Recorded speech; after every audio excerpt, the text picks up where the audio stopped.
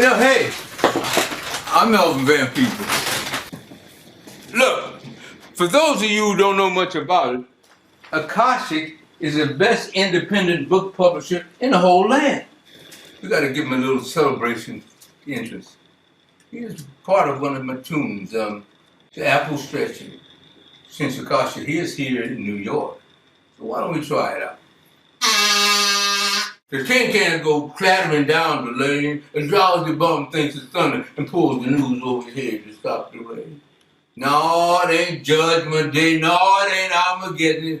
It's just the apples stretching in yawning, just morning, just New York, and a castle putting his feet on the floor. Support Akasha.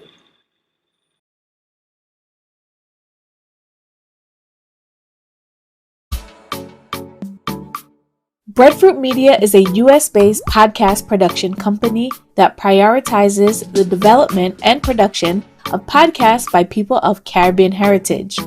Founded by Jamaican-born Carrie-Ann Reed Brown of the Carry On Friends podcast, she created Breadfruit Media to support representation of the Caribbean. Check out Breadfruit Media produced shows including BCLF Always Lit, Bridge to You, Carry On Friends, Millennial Health Podcast, Strictly Facts, a guide to Caribbean history and culture, and Style and Vibes. Listen to any of these shows on your favorite podcast platforms. To learn more about Breadfruit Media, visit their website at www.breadfruitmedia.com. Hello, it's Shakira. My short story collection In Time of Need is now available as an audiobook, so please get it, and if you enjoy, leave a review or a rating. You good for nothing, father want to come for you in an hour. It's my first time on an airplane. I can't believe I'm on an airplane. Leon hit me again. I don't think lunch and meat lips would be appropriate anymore, you being an officer of the law and all. I first met Betty when her son stole my car. Shakira Bourne's In Time of Need, the audiobook, is now available on Nook, Apple, Scribd, Google, and wherever audiobooks are.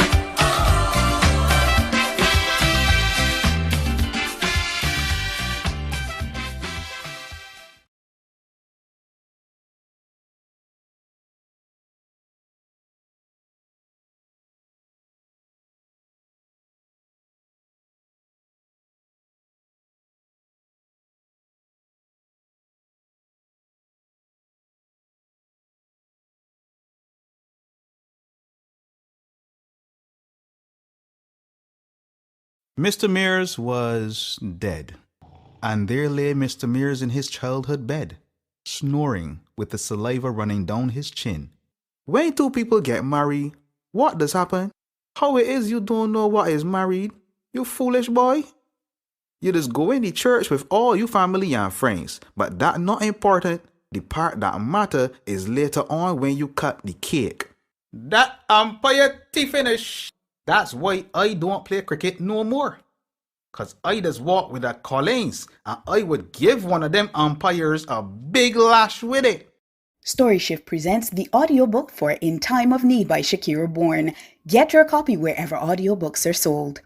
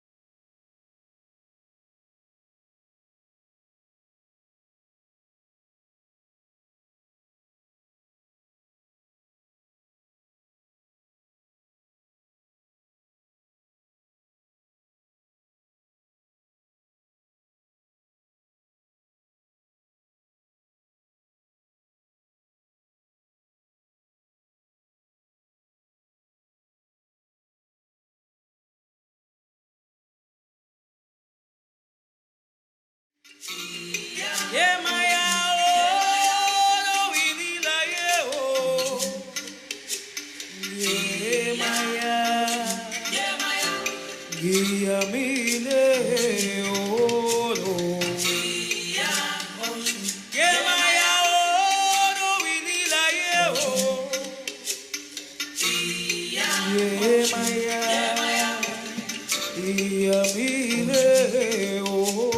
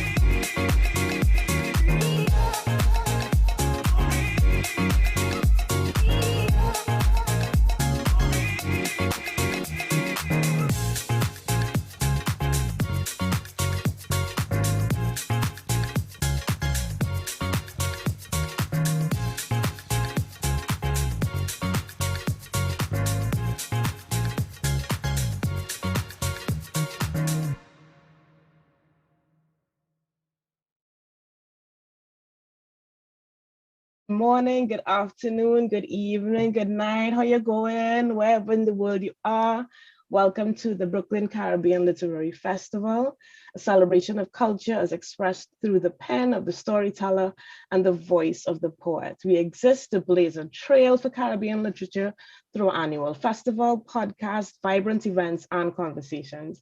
Our ever-evolving year-long programming is keen on exploring the rich depth of Caribbean culture and its centuries-long tradition of storytelling. We work tirelessly to empower and motivate the hidden storyteller of Caribbean descent to find the courage to tell his or her own story and write from the unique lens of that heritage. My name is Ayana Lloyd Banwo, and I am a writer from Trinidad and Tobago. And I am absolutely delighted to chair this panel, The Joys of Motherhood, which takes its inspiration from the Buchi Emecheta novel of the same name and reflects on the complicated relationships between mothers and daughters in novels by three amazing writers who will take us from Port of Spain to Brooklyn, to a post-Hurricane Maria Puerto Rico, to a future Jamaica in 2084, in the throes of the climate apocalypse. I'm going to ask you to welcome wherever you are with your emojis and your thumbs up. So whatever you kids do these days with your emojis, your claps, and welcome Diana McCauley, Xochitl Gonzalez, Lisa Allen Agostini. I'm going to read their bios so you know a little bit more about them.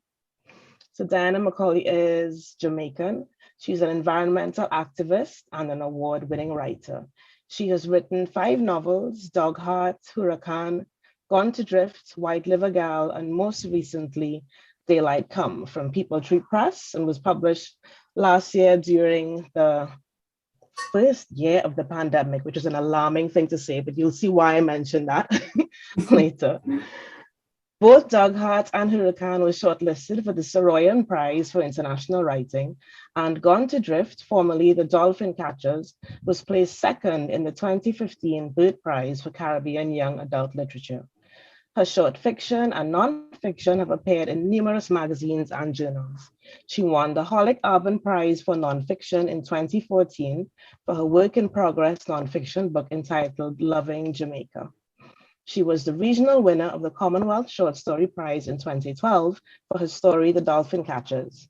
More recently, her story, Picking Crabs in the Grill, was shortlisted for the V.S. Pritchett Prize in 2019.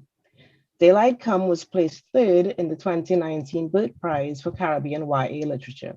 She's also on the editorial board of online magazine Pre and is a judge for the 2021 Commonwealth Writers Prize. Next up, we have Lisa Allen Agostini, who is a writer, editor, and respected journalist from Trinidad and Tobago. She is half of the feminist comedy duo Femcom TT, very funny, and writes and performs comedy under the name Just Lisa.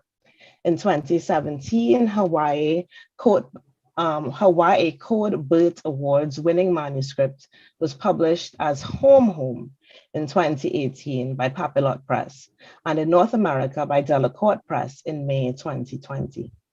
Lisa is the author of the YA action adventure novel, The Chalice Project by Macmillan Books Caribbean in 2008, and co-edited the crime anthology Trinidad Noir. Her fiction and poetry are widely published and anthologized, including stories in New Daughters of Africa, edited by Margaret Busby from Myriad in 2019. And she was shortlisted for the Holic Urban Prize. Among her honors are a Friendly Fellowship to Washington Post and a Women Deliver Media Scholarship. So that's Lisa. Welcome, Lisa. And we have Xochitl Gonzalez from Puerto Rico.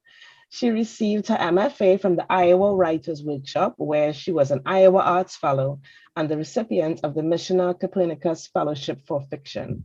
Prior to writing, Xochitl wore many hats, including entrepreneur, wedding planner, fundraiser, and tarot card reader. Believe me, we're going to ask her all about that because that is a fascinating career trajectory. She's a proud alumna of the New York City public school system and holds a BA in art history and visual art from Brown University. She lives in her hometown of Brooklyn with her dog, Hector Laveau, who's made an appearance because he has many things to say to us. Olga Dies Dreaming is her debut novel. Thank you to all three of you and all four of you, hi Hector, for being here. And gonna get ready to talk about your amazing books. I should have sort of put them up. This is, because they're all on my desk right now. This is Diana.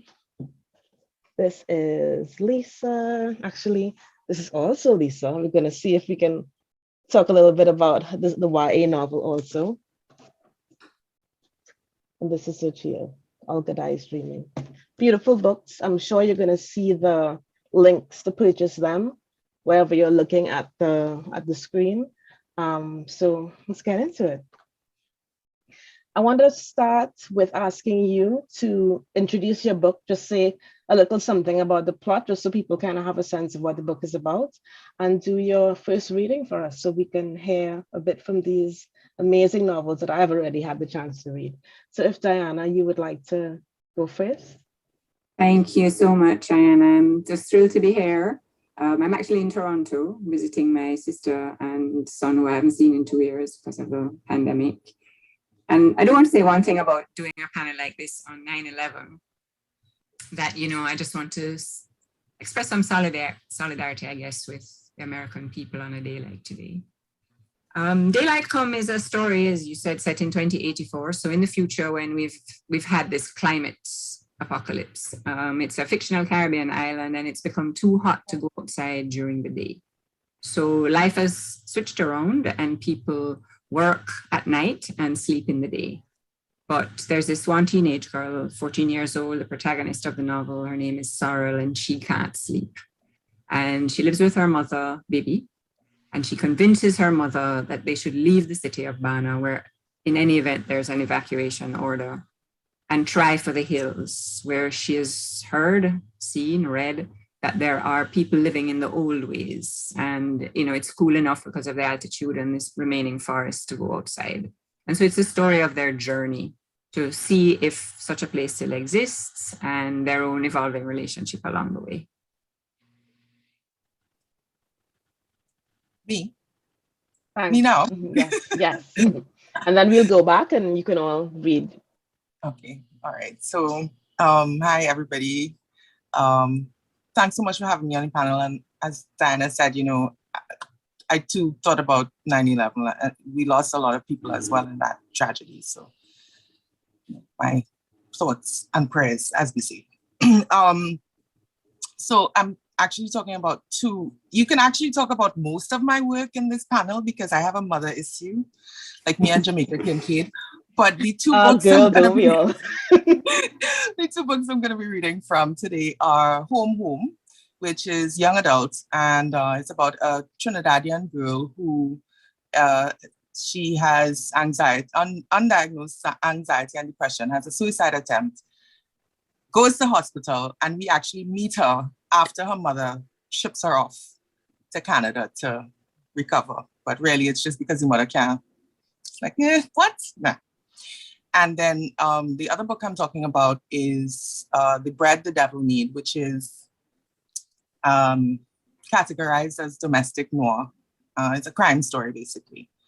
And it's about, again, a Trinidadian woman who is going on 40, and she has this epic realization that the man she's living with will one day kill her because he's an abusive partner, and she just sees all the, you know. So it's at that point that she, I don't know, a series of events that sort of take her to her past and let her understand her past and how it has shaped where she is now and the decisions she makes. And fortunately, by the end, I like to say the word redemption. There's a redemption. So that's The Bread the Devil Need. Thank you, Lisa. Sophia. Yes, so Olga Dies Dreaming, and it's about Puerto Rico in the months before and after Hurricane Maria, but it's also about Brooklyn and gentrification. particularly in the years following 9/11 and the sort of a lot of the development opportunities. So today I always think about that day and all the people that we lost, but also a version of the city that we lost as well. So it's a heady day 20 years later. But in the novel, Olga, we meet Olga, and she's a 40-year-old wedding planner, sort of in the throes of a career crisis.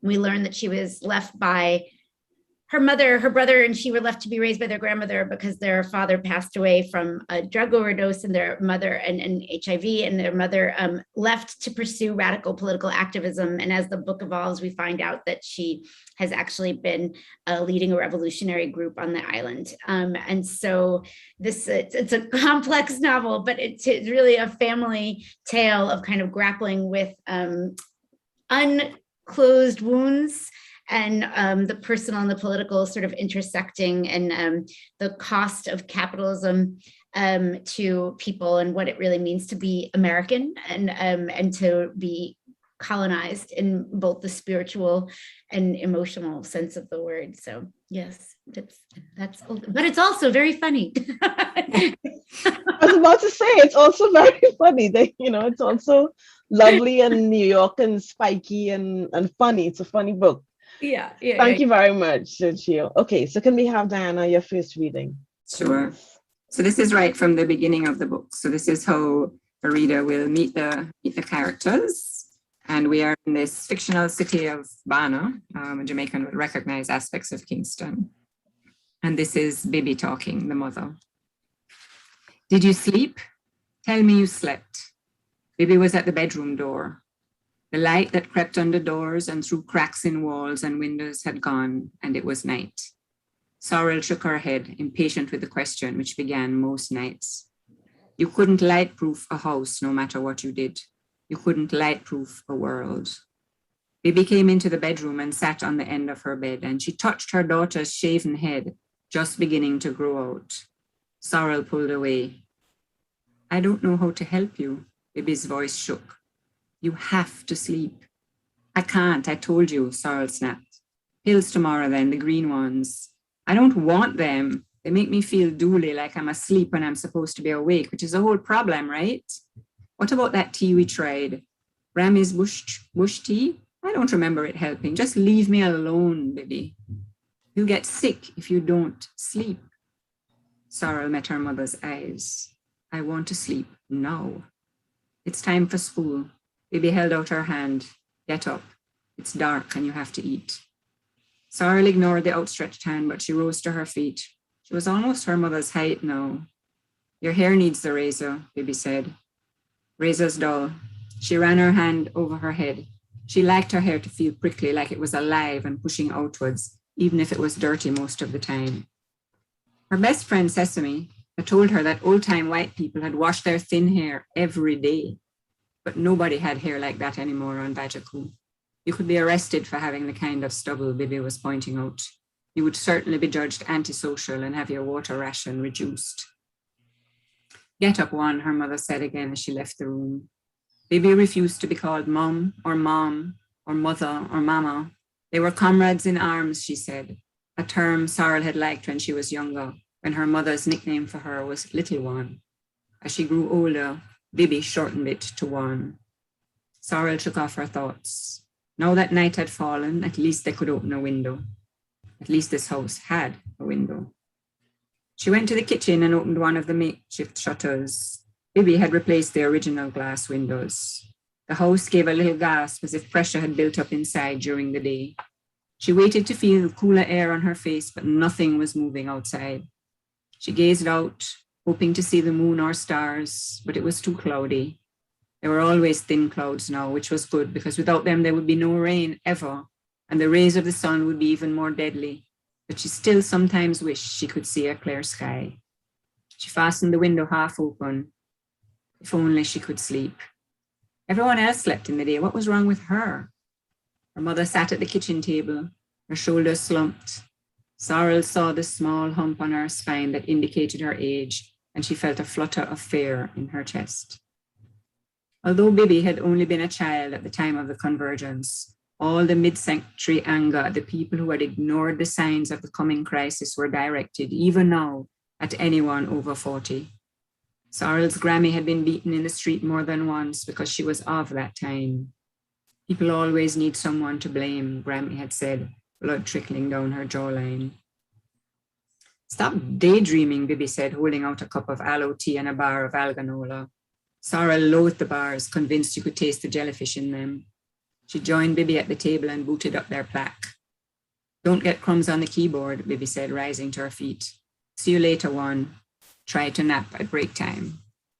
So that's the first reading. Do you want me to do the second one now, Ayana? Yes, please. And then I'll ask you. And then we go back to another reading. Thank you. Okay, so the next day, Bibi is late coming home and Sorrel is wondering about her. Sorrel, it was her mother's voice. She strained to separate Bibi from the groups of hurrying people. Why are you outside? I came to look for you. You're late. What's happening? Why is everyone on the move? She could see her mother's face now, drawn with worry, glistening with sweat. The half-moon circles under her eyes were deeper and fear flashed in her eyes. Inside, said Bibi, looking over her shoulder. Those people are going to get caught outside. Maybe, Bibi answered, maybe. They might find an empty house. Sorrel noticed her mother's wariness and pushed away the anger that lived high in her chest. Let's eat, Bibi, then you can go to bed. There's no time, her mother said. We have to get ready. Ready for what? Inside, Bibi said again. The heat had settled over the house. They sat at the small kitchen table, breathing shallowly. We're ordered to leave, Bibi said. They say this hurricane season will bring a storm surge along Buttercup Avenue. They're posting the evacuation orders tonight. Good, Sorrel said, surprising herself. Good? Bibi pointed at the open window and raised her voice. You want to struggle to find a new place? To have to fight for it, maybe? Did you hear anything about the Domins catching a tribal girl in the last day or so? What? A tribal girl, someone who lived in the mountains. There are always stories like that, Juan. They could be true, said Sorrel. She faced her mother. We're so weak, she thought. She's so weak. You have level 3 access. Are there tribals in the mountains? You know I can't talk about that, said Bibi. You'd say no if it wasn't true. Bibi, I want to leave Bana. I want to find other people, young people like me. I don't want to spend my life with you in this dead city. Bibi reached out a hand to her and Sorrel ignored it. I know this is hard for you. Hard? It's impossible.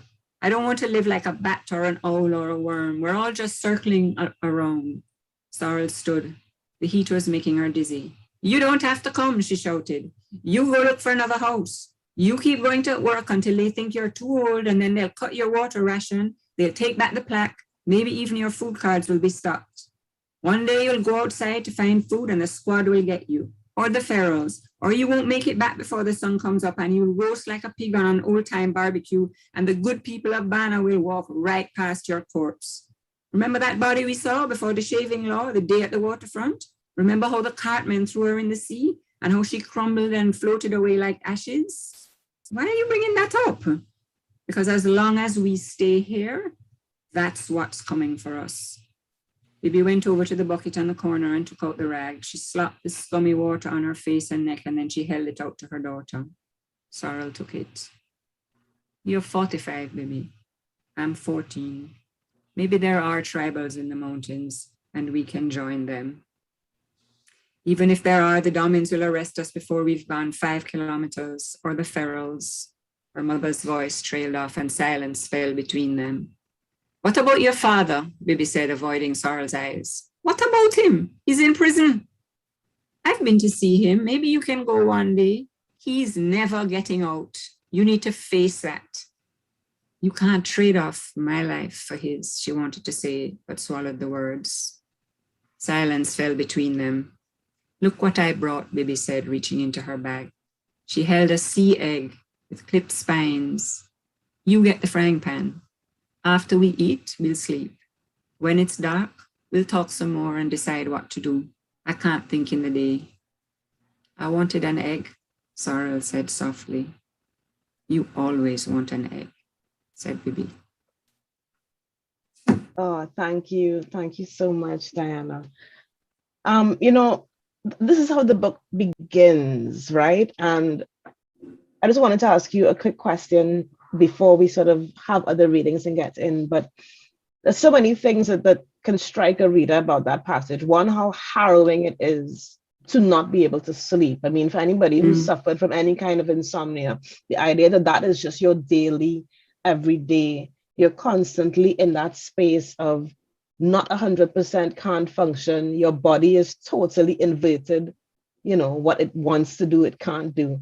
And the relationship between mother and daughter kind of flips and flops like that too in that passage, where sometimes one is the mother and one is the daughter, and sometimes it flips the other way around. I don't wonder if you can talk a little bit about, you know, crafting that Right. relationship. I'm personally somebody who struggles with sleep and has all my life. And this book started because I saw a true story of workers falling from scaffolding in the Middle East where it had become too hot.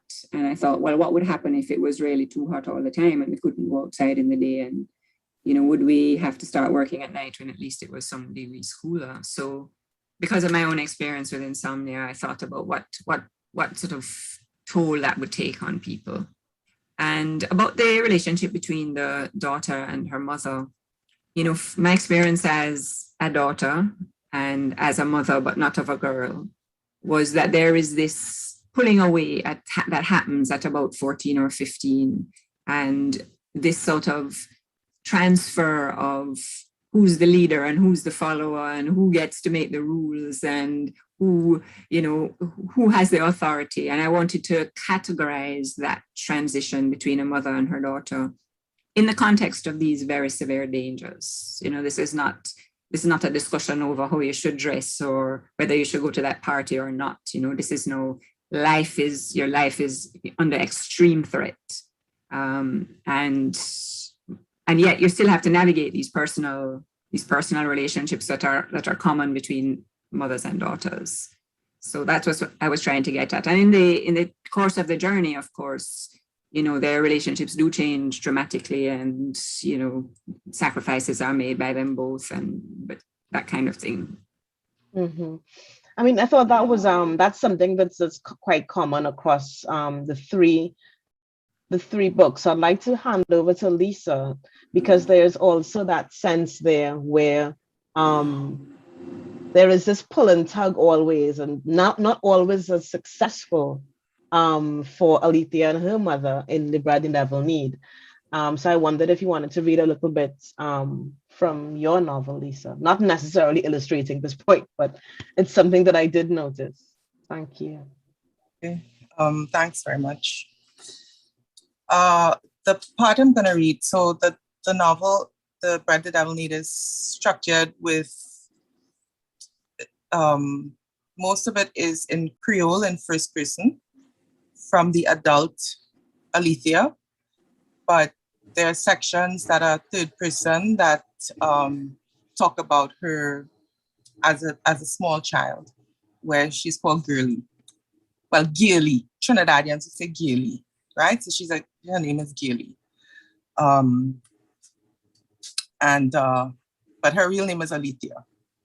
But as anybody who's ever met a Trinidadian known, if your name is Alethea, nobody's gonna call you that. Ever. Anyway, so this is one of the third person narratives. What is that?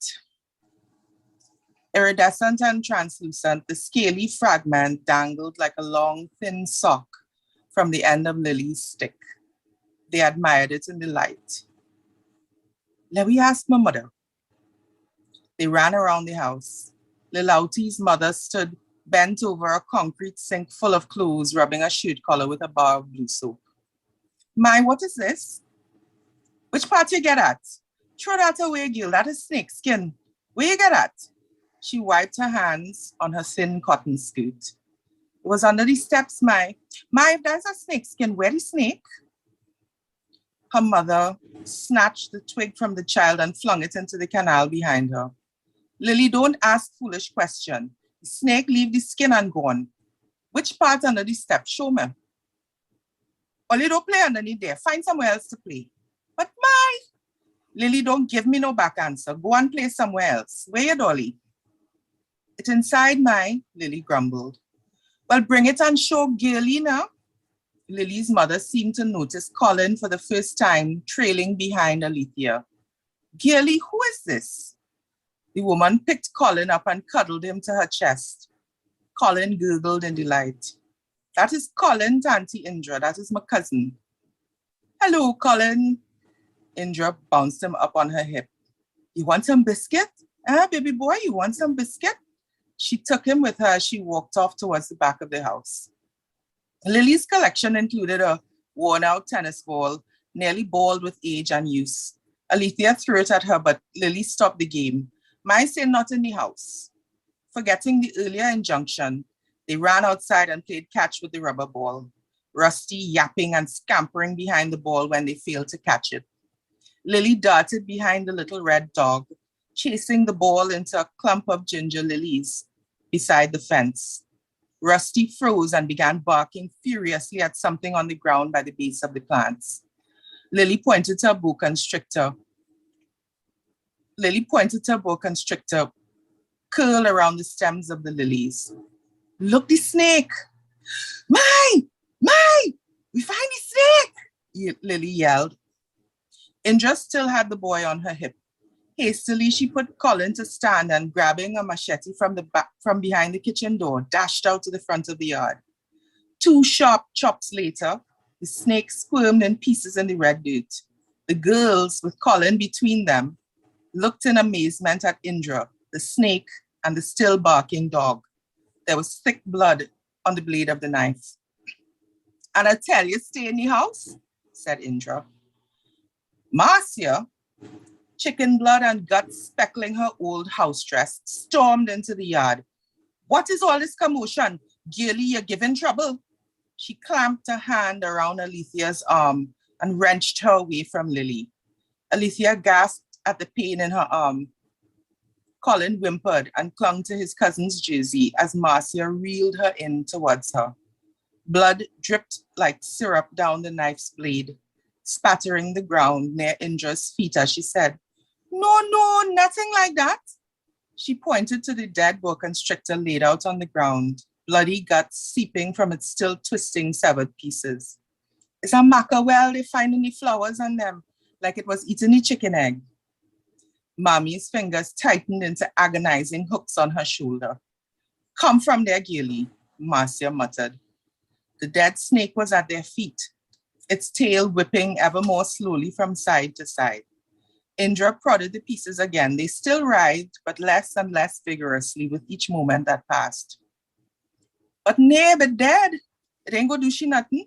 You could cook that, you want peace? Indra, now that the reptile was no longer a threat to her eggs, her chickens, or the children, was grinning at the possible treat. Marcia, on the other hand, looked as though she would vomit. Her sallow skin turned pale and her lips thinned to a straight, disgusted line. When my husband come home, he go clean it, yes? I go bungy it with plenty pepper. Sure you don't want peace? Mackerel does eat good, Nabe. Unimpressed, Marcia marched Alethea off, dragging Colin behind them. Thank you so much, Lisa. Gosh, there's so much happening in this very dense, tight sort of scene. We see portraits of 2 very, very different families.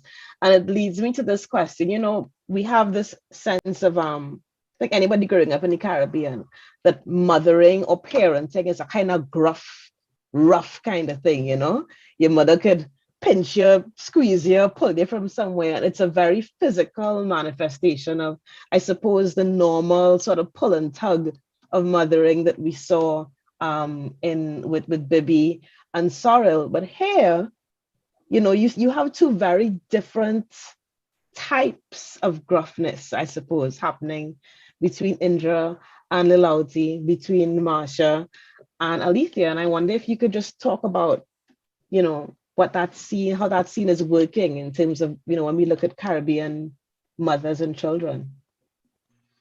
Well, I had to cut the scene to fit the 2-minute limit or whatever, but it actually, the whole scene starts with Marcia killing a chicken because she raises chickens as like for income, and she's killing this chicken, and the children, Alicia and Colin are looking at her killing the chicken, and so there's blood, guts, feathers, it's like, it's real. And then the contrast between the killing of the chicken and the killing of the snake is the mother's attitudes, that Indra is scared for her children, for the children, for their safety. Marcia, she just, I wouldn't say that she's not ever capable of love, but her relationship with the children is it is always rough. It is we never see it being gentle. We never see her having any kind of empathy for the children. There's no tenderness. No tenderness. But I always say that the child, this Alethea, is taking care of her little baby cousin who's about 2. And he's following her around, and she's a perfect little mother. There's a line that says so in the book, she's a perfect little mother. So somebody must have taught her how to be a mother. So there must have been something in there. She didn't have TV, so she didn't see it on TV, So there must have been something in the relationship that isn't shown in the book about tenderness, but you never see it. And this is the thing that I find quite interesting. And, when we get to the child also, there is the whole idea of what do you remember as a child about your parents? And your memory isn't always completely accurate. You're still a small person crafting and putting together this idea of this parent who has an entire life and an entire set of memories and desires and dreams that you are not aware of at all. In many ways, our mothers are complete mysteries to us. Their lives before we existed. The idea that they were girls, it's not something that we're ever, especially Caribbean mothers. They don't want to tell you that they were scared or they were young or they were in love or they were any of those things. So actually, I'm so glad you raised that. My mother told me a lot about her growing up, but I almost like it was all like I was the last of 9 children, so it's almost like wow. I don't know if she felt like somebody had to hear these things, so she would just download these stories about how she was treated as a child, and I understood from those stories why she treated me in the ways that she did. But it didn't help. It just, I love my mother very much, but we all know. So, yeah. So thanks so much, Lisa. We're going to come back to that. So Sheil, thank you. Can we have a little bit of your reading? So when you begin the book's told in many POVs, mainly in close third with Olga and her brother Prieto, and then we meet Olga, and she's a wedding planner to the very rich in New York, and she steals from them under this sort of warped sense of Robin Hood-like social justice, and has a bit of a drinking problem and is sleeping around. And then you get a little ways in, and you get the first letter from her mother, which interspersed throughout the years. But the first letter that we get is the letter on occasion that her mother actually leaves her and her brother with their grandmother. So I thought that I would just sort of start there. So it's November 11th, 1990. Querida Olga, I write to you on your 13th birthday, one I'm sad to miss. There is work in the world that I've been called to do, mija, and the time has come for me to do it. I believe in my heart that I've given you and your brother all the wisdom that I as a mother can impart, because 13, Olga, is a magical age. Yes, you leave girlhood behind, but now you get to decide day by day what kind of woman you want to become. The big picture of the world becomes clearer. You begin to learn more for yourself than any parent or teacher could possibly tell you. I know it was that way for me. Nobody could tell me nothing. Not my mother, not my brothers, certainly nobody at school. In those days, our whole universe was just a few blocks wide. We walked to and from school. Mommy walked to work at the factory. And even so, by 13, it was clear to me that our people, Black and brown people, were treated worse by just about everybody. In class, the teachers favored the white kids. At home, as the whites left and the neighborhood and the Puerto Ricans came, suddenly there were less cops in the street, less garbage trucks cleaning up.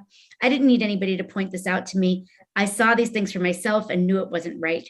For you, I expect this will be doubly true. When you were born, your papi noticed your eyes, how they seemed to take in everything. They say babies can't see much, but I thought he was right. You looked wise. And unlike when I was growing up, when girls like me and Lola were put in dresses and told to be polite while we sat like dolls in a corner, you've always been able to run wild and free. Well, we grew up having to use our inside voice to play our music low. You and Prieto grew up dancing and singing loud, stomping up and down the stairs of a house your family owns, not getting policed by a landlord who wants your money but not the smells of your food or the sounds of your language. Me and your puppy took great pains to ensure that you and your brother were raised with all the knowledge we'd had to seek for ourselves, to know that we came from kings and queens who lived off the land, from people who were raped and enslaved but stayed strong, kept their spirit. Things we were told to be ashamed of, my curly hair, your father's dark skin, you grew up knowing these things were beautiful. So when I think of you at 13, I know how prepared you are for the challenges of the world. You are no ordinary little girl, but a beautiful young Boricua. And so, Olga, you must see yourself in my absence, not as one little girl missing her mother, but as a brave young woman who knows that in a world of oppression, achieving liberation will require a sacrifice. You can't stay in your room and cry. You can't keep Abuelita up at night with your tears. You have to keep your head held high. You have to be strong, like the revolutionary we raised you to be. Life, you will unfortunately learn, is full of hard choices for everyone, but especially you, a Latina girl in America. Your options will be fewer and choices harder. The cost and value of your life decisions must be carefully weighed. Nothing, Olga, is more valuable than people being free, which is why, despite this being one of my own harder choices, I must leave you and your brother, and I don't know when I'll return. I need you to be strong, to behave, to not fuss like a child. You are made of powerful stuff, and I don't leave you alone, mijita. Your brother loves you, and he's had 3 extra years with his parents to learn what's right. You have Abuelita, my sisters, my brother. Your father has his troubles, but his heart is still full of love, and his mind has wisdom that will benefit you. Above all, just because I'm not there doesn't mean I'm not watching. Just as the government watches our comings and goings, my brothers and sisters in the struggle will have their eyes on you. Your family is bigger and vaster than you can imagine. Querida, one day my work will make you proud. You will see our people take off the shackles of oppression and say, Mommy helped to do that. And you can take pride knowing your sacrifice was a part of it. This is my word, Balanti Mami. Wow, thank you so much. You know, when I read that first letter, my first thought was, wow, what a woman. And then I thought, wow, what a woman. Something, she's 13. She's 13.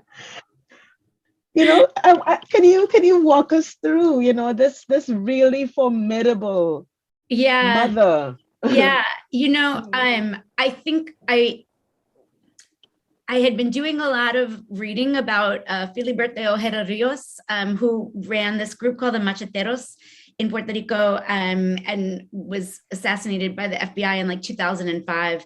But his whole thing was that he was living hidden in the woods of Puerto Rico for years and was this hero, like a folk hero on the island, and is still considered by many a hero. But he had a whole family and just left them, and nobody ever talked about it. You know, he would send them little letters and blah, blah, blah, and I was sort of really intrigued by the idea of what would it be like for a woman to do that. And my own mother was an activist and left me with my grandparents actually at a younger age than that. But in order to sort of pursue her like activism, she was very involved in the Socialist Worker Party and like did things all over the world, wonderful big things.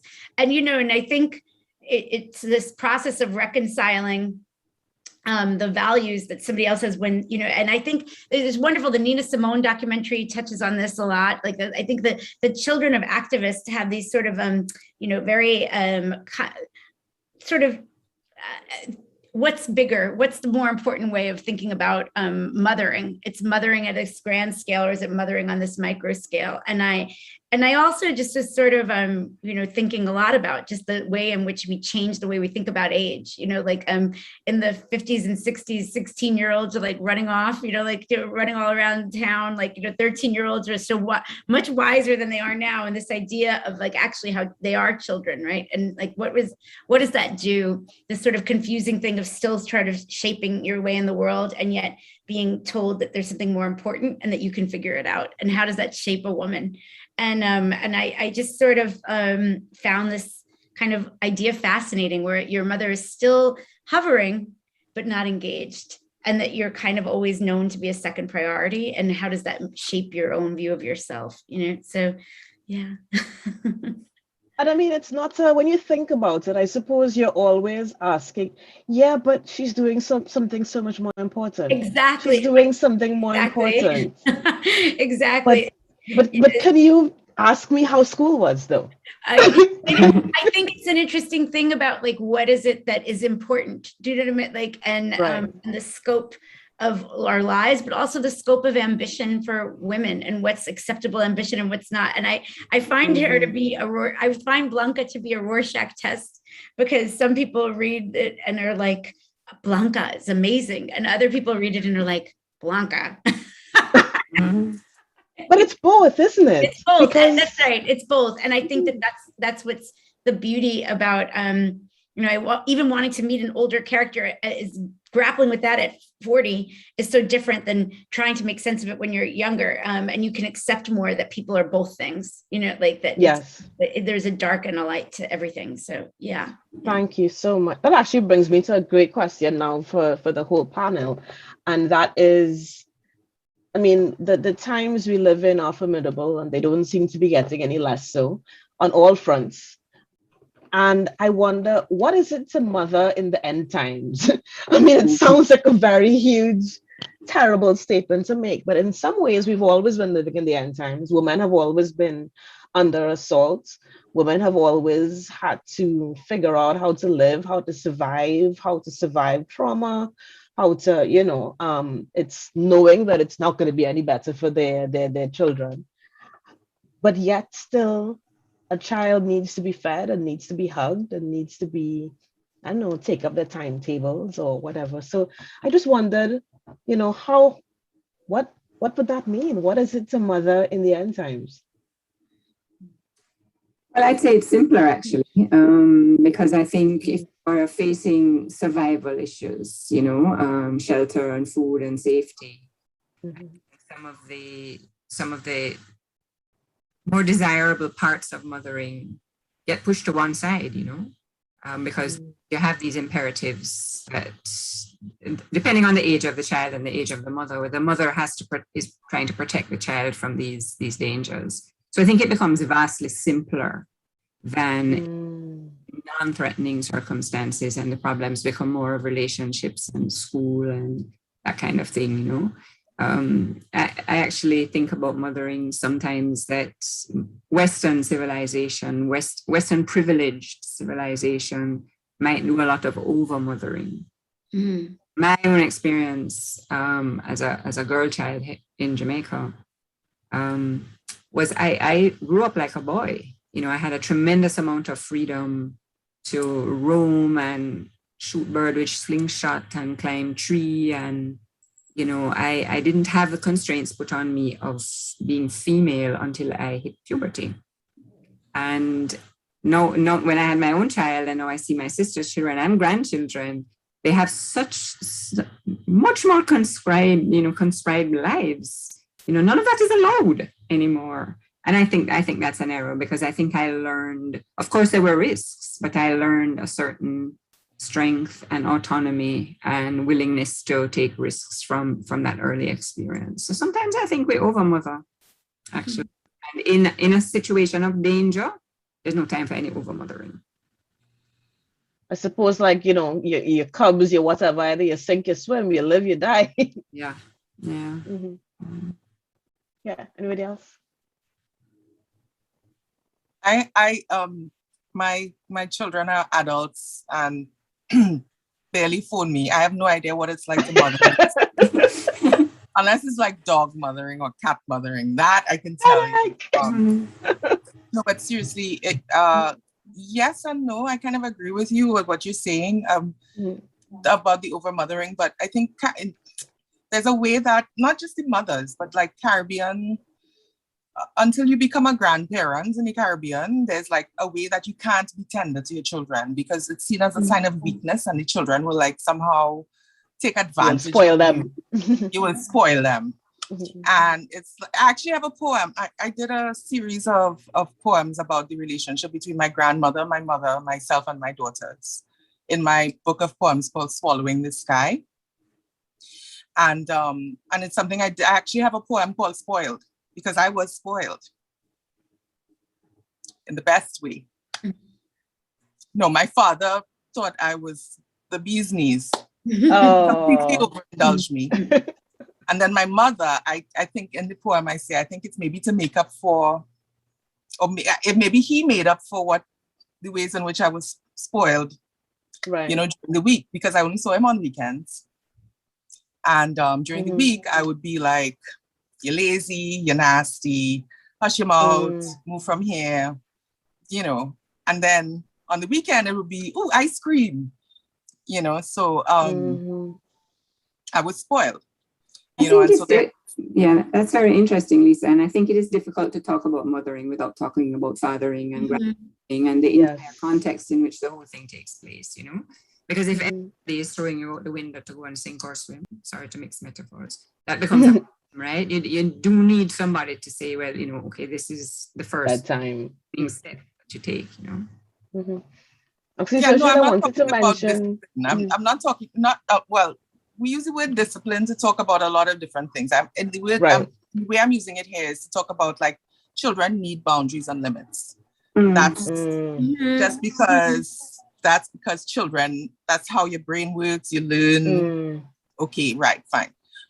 That's not what I'm talking about. I'm not talking about who gets to be the heavy. I'm talking about like a concerted kind of like diminishing of children that is endemic in the way that we particularly mother our children, because fathers, because they have this kind of, now hashtag not all fathers, right? But usually have this kind of almost like satellite role where the father is, even if he's living in the household, he's like, this other guy. He's reading the paper. You know what I mean? Is what he's doing. But your mother is like the one who combs your hair and chooses the dress that you have to wear. And if you don't want to wear that dress, it's going to cut your ass to wear that dress. Your mother is the one who's going to do those things. And that's what I'm talking about. But so when I talk about, or when you say the word discipline, I'm like, no, it's not quite the same thing. Because in most of the Caribbean families I know, there was no daddy coming home to cut your ass. You got any cut ass right there. That is mommy's role. To do nothing. You understand? If daddy come home and decide you need a next cut ass, that's a whole different thing. But your mother was everything. And maybe that's part of there's a lot of trauma associated with that. But I want to just turn a little bit, just because you both did mention fathers, and both Zoshil and Diana, you both have fathers that die or are absent quite early, who adored being fathers, it seems. I wonder if you could talk a little bit about that. And they even seem to be, even the way you craft them in your novels, to be anomalies, I suppose, and maybe the way that Lisa is talking about. I know in my novel, I sort of, the father character, Johnny, was sort of inspired actually by some of my guy friends growing up, that had sort of more challenging home environments and saw adulthood as a chance to like reimagine that and start again. And I think, and so he very much wanted a family. He was an activist, and the movement kind of died. They were both, they were young lords, Blanca and Johnny, and the movement sort of ends. And he wants to find like solace in this family unit, and unfortunately other demons that he'd had long ago, like sort of kind of take hold and take over that. But his dedication and his tenderness, where Blanca is very black and white, like he's very tender, and that is like the intimate sort of the nurturing actually was much more of a thing. The individual relationships were more important to him than the bigger picture. And I thought that was, I think it's sometimes funny. It's a version of what you were both just talking about, where it's like in the being a little bit removed. Sometimes men have the space of not being the one doing your hair, of not being the one like instilling. And Blanca is very, like, she's just very principled. It's like, no, you're not going we're not straightening your hair, and you're not going to wear makeup because women don't need to wear makeup, but, and whereas Hayes, like, come and let me give you a cariñoso, like, it's like a thing about being like, there's the liberty to do that because he doesn't have to do all those things. And he can, in some way, the parents had gotten divorced, and he can come in and pop in on Wednesdays and teach them about history and take them out. And, that distance enables him to almost be like a superhero in some way. And he's somewhat metaphoric, but I think that there are a lot of fathers like that. They have the best of intentions, and they don't have that burden on their shoulders of having to do all of those other things as well. Like some of them do, but I think even in our best of circumstances, I feel like I know so many feminist husbands and their wives are still doing the hair, Yeah. I guess I'm telling a story when at a time when fertility is a problem, right? That not many children are born, and there is a good chance that if you have a child that's born that's male and he has the required level of hormones, that he'll be taken away from you. So my context is again a very dramatic and survival-based situation, and I wanted to show that even in the most horrific circumstances, people still urge to have children, and they still value those children and will make enormous sacrifices for them. So this couple, and we don't see that much of the father. We just know he's in prison for a crime that is to do with protecting his family. He still wanted this child that it was dangerous to have and might have been taken away from them. And she, Sorrel, the daughter, remembers his gentleness and his love of her. And it's a beautiful thing for her to have that memory, even as slight as it is, when she sort of goes out into the world. I'm quite conscious that I do want us to have another reading from all of you. I also just have two burning questions that I wonder if I can get in before, because I think that it's important.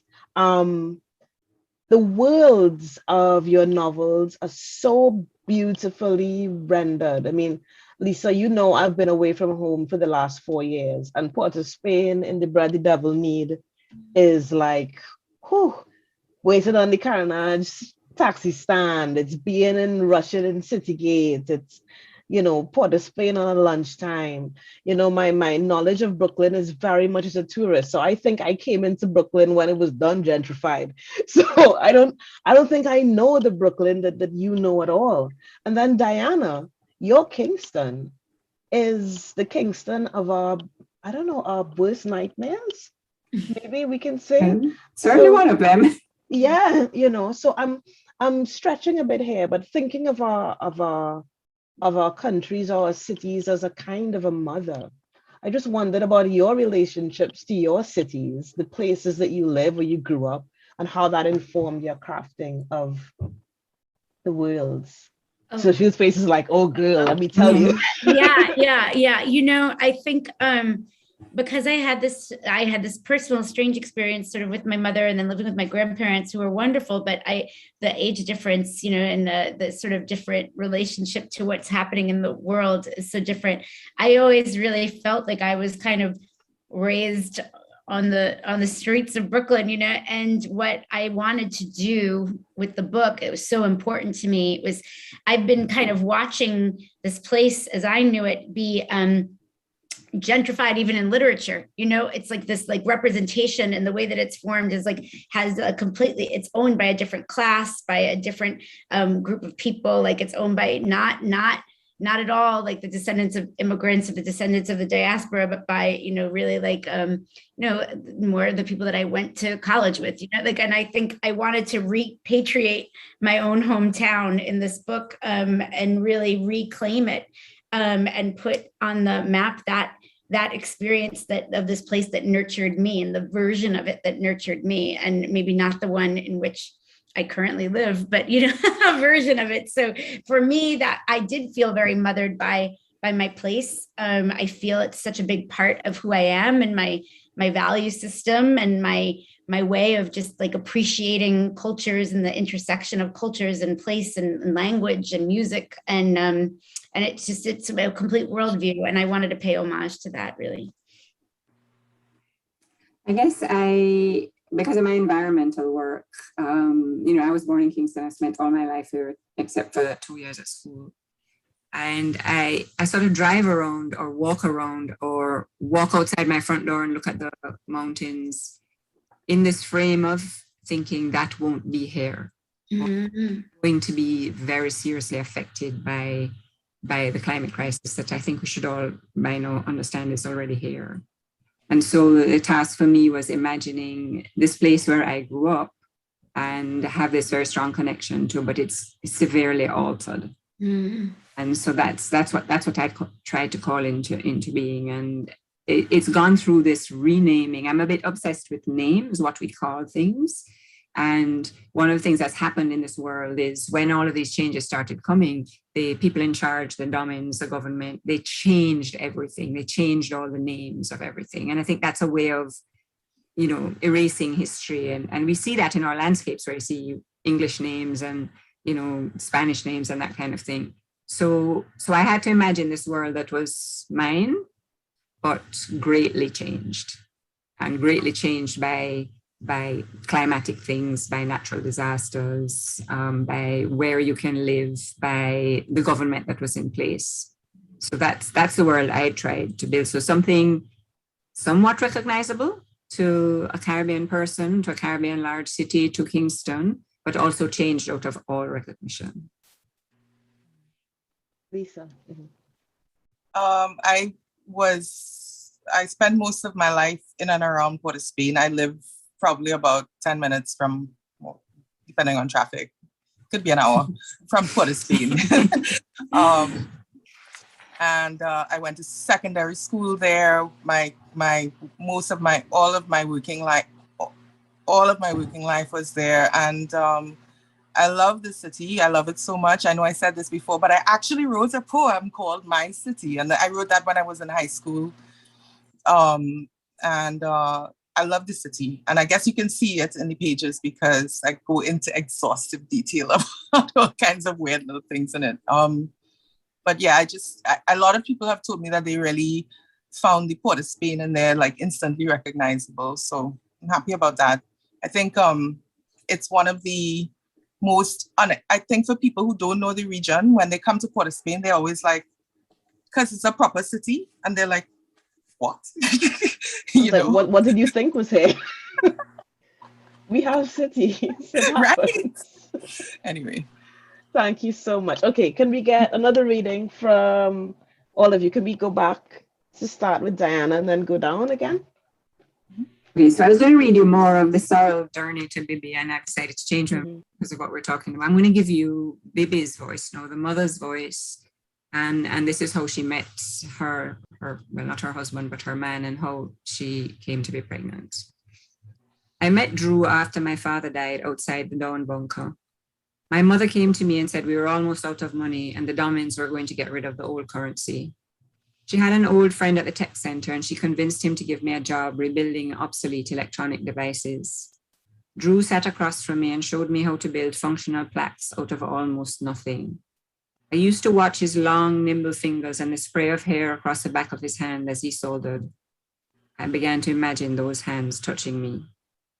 We were there at night, of course, and spotlights from the roof lit our work area, leaving our faces and bodies in shadow. We were not supposed to talk, but we techs had developed a rudimentary sign language that the supervisors never noticed. I was more familiar with Drew's hands than his voice. One day, he offered to walk me home at the end of our shift. By then, my mother and I lived in a small ground floor apartment in an old part of Bana. 6 nights a week, Drew walked me home and we parted at the front door. He lived with an older brother. His mother had died giving birth to him during Hurricane Chai 18, and his father had died when one of the new viruses 2 years before we met. He asked me what my dreams were and listened to my answers. I loved him for that. We had found a bench under a tree on a patch of open land, and we would sit there in the dark, sometimes for as long as 3 hours. He kissed me, and I opened my mouth to him, and I felt the world step back. He stroked my face with the hands I had begun to dream about, and he smelled slightly of metal. One day he asked me to go to his home with him, his brother having finally found work. Once a month, we left our shifts early, claiming illness or emergency, took off in different directions, and met at his door. His bed was unmade and narrow, and it forced us to lie close. Our breaths mingled, and our skins were slick together. I loved the feel of him inside me. Neither of us thought I was fertile. My periods were rare, and Drew, who had been tested for violence training, probably did not have enough hormones. We figured we were safe. I did not ever want to bring a child into this chaos. But I was just shy of 28 when I woke in the middle of the day and vomited. My mother brought me a double ration of water, and I could see the worry in her eyes. "Who is he?" she said.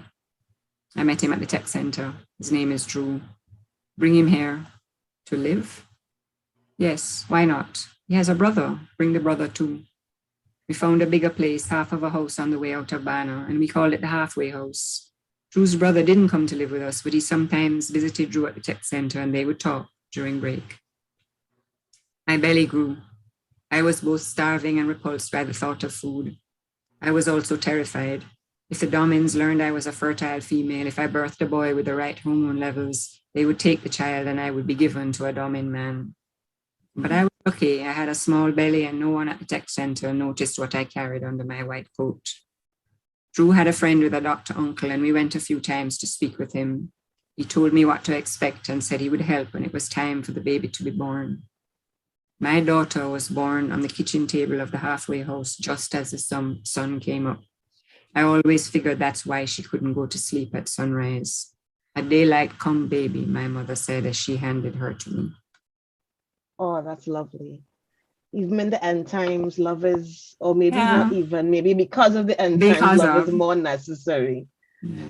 Thank you so much. We are actually shorter on time than I thought, but I still want to end with two of you reading two bits. I can say nothing else. I'd just love to hear your work for us to end off.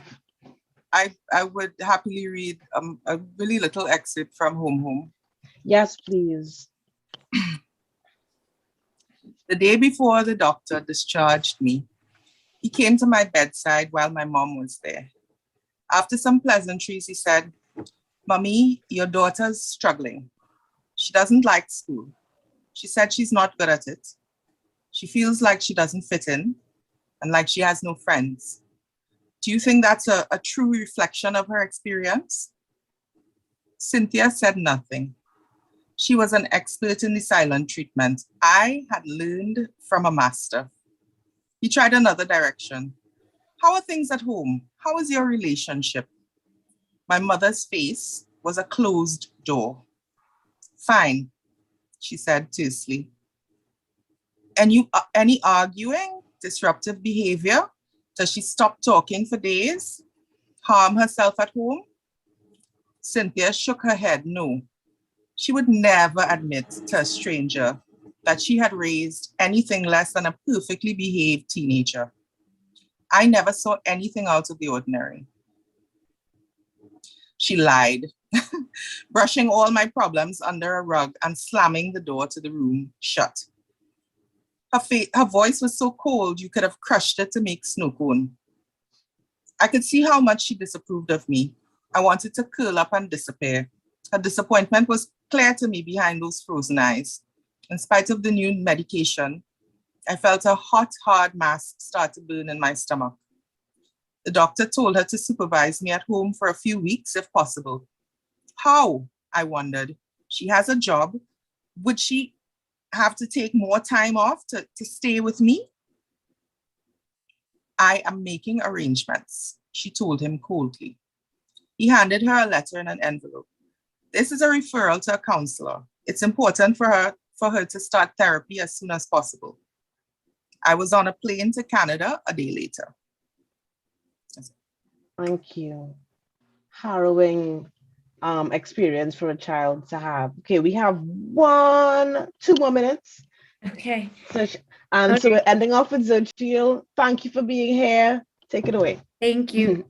The Wednesday after the wedding, Olga awoke with the start from a dream. She was a little girl again, holding her father's hand as they exited the subway. He was taking her to the circus, not the cheesy one at Madison Square Garden that Prieto liked, the good one, the one behind Lincoln Center. They exited the train and walked past the fountain, and when she could see the red and white striped tent lit up before them, she squealed and looked up at her father with delight. Inside the tent was an old-fashioned arena, the crowd seated on bleachers around a bright blue ring, a big white star radiating from its center. Olga and her father found their seats, and the tent went dark for a moment before a single spotlight shone on one side of the ring, revealing in a gilded cage a lion. The lion swiped at the bars and roared, vexed at its captive predicament. On the other side, a second spotlight, a woman dressed in a red tailcoat and top hat, black leotard, and knee-high boots, one of which resting casually on a small black stool, stood illuminated. In one hand, she held a whip. The other rested with ease on her hip. She grinned at the crowd, and the gold of her hoop earring caught the light, making her appear to glow. It was her mother. If anyone can tame a lion, Olgita, it will be your mommy, her father whispered to her. Olga beamed, and her mother cracked the whip on the ground as she approached the lion, who roared in irritation, pacing before she opened its cage. The crowd held its collective breath as she commanded the majestic beasts towards the impossibly small stool. The lion bared its teeth. Olga's mother cracked her whip again, repeating her command. The big cat hung its head for a moment before he galloped to the stool, assuming an awkward perch. The crowd cheered. Someone handed her mother a torch, which she brandished before the crowd, and the lion met it with a swipe of its large claws before leaning away from the flame. With a flourish, Olga's mother set a metal ring on fire, and the crowd again gasped. She grasped her whip. The lion sat still as a statue. The crowd went silent, waiting. Then in one moment, it leapt from the stool, bounded onto the floor, and jumped through the ring unscathed. The crowd went wild. People jumped, including her father, popcorn spilling in the excitement. Her mother commanded the lion back to the school, approaching the beast with swagger. She winked and offered her hand to the lion, gesturing for it to give paw. The lion complied, bowing its regal head bashfully. The audience laughed. Now her mother smiled coyly to the crowd, as if to say, "Watch this." She raised her whip in the air, dancing it over the lion's head, snapping the fingers of her free hand to the beat of the background music. Slowly, the lion rose on its hind legs, and the crowd realized with delight, began moving to Olga's mother's beat. The crowd joined in, clapping as the lion danced. Her mother sliced her hand through the air. "Stop," and they did. An ooh of wonder emanated from the crowd. She motioned for the lion to wave. He complied, the audience breaking into a coo of ahs. Then her mother began to bow, tipping her hat and turning to address every corner of the audience. Then, just as the show was coming to a close, Olga's mother snapped her whip one last time, gently, and beckoned the lion to give her a kiss. It swallowed her whole in one bite. Olga bolted upright, her mother's name on her tongue. She checked her phone. It was just before 5 a.m. Maria had made landfall in Puerto Rico. She slipped out of bed, careful not to wake Mateo, and scrolled social media before she made her coffee. People either unable to believe their own eyes or certain that later they would be doubted were posting videos of the storm's fury. What a dream to wake up to that kind of news. Ladies, women, you're wonderful. Your characters are wonderful. I'm so happy that we got to share with you today, that the audience got to hear you read from your wonderful books. People out there in cyberspace, go out and buy these books. Read Caribbean literature, buy Caribbean literature, gift Caribbean literature to your friends, to your enemies, whichever they need it, and to your children. We have 2 young adult wonderful books coming out of the Caribbean in Home and in Daylight Come. Children need to see themselves. They need to see themselves on the page. They need to see, even if, well, I was going to say they need to see their futures, but I don't know if I want them to see Daylight Come as their futures, but the possibilities of it. Thank you very, very much. Thank you to Brooklyn Caribbean Literary Festival. Thank you to Lisa, Diana, and Xochitl. Thank you. Thank you to Ayana. You're great. Thank you. Really wonderful, Ayana. Thank you. Bless up.